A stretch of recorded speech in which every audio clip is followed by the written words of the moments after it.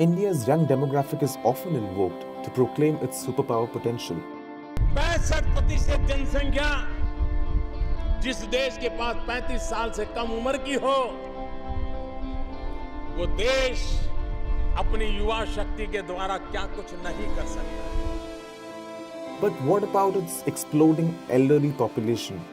The country has more than 100 million people aged above 60, or nearly 3 times the population of Canada.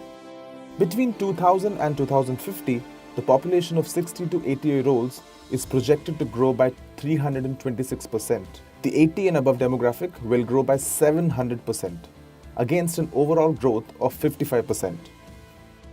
A majority of our public policies and schemes caters to the youth to reap the young demographic dividend.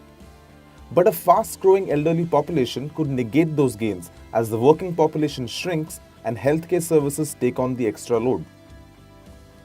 Many of the elderly in India survive on a pension as low as Rs 500 a month, half of what is needed to even crawl above the poverty line in rural India. Even the National Policy for Senior Citizens, which would provide financial security and palliative care, is awaiting cabinet nod 6 years after it was proposed. Around 20% of the elderly in India live alone or with their spouses, which leaves them vulnerable to illnesses and crimes like murder and burglary. The National Crime Records Bureau reveals a 9.7% annual increase in crimes against the elderly. Those who live with family, on the other hand, are vulnerable to abuse by relatives. In such a scenario, the role of the government becomes more critical. Caring for the elderly is a directive principle of state policy according to Article 41 of the Constitution. But the facts on the ground tell a different story.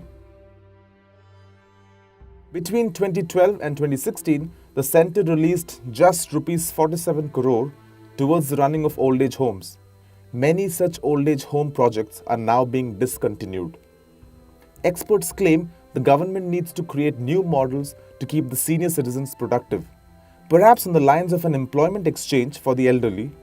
Further, those taking care of the elderly family members could be provided tax benefits. And informal community centres, where the elderly can pool in resources to take care of each other, should be set up with assistance from the state.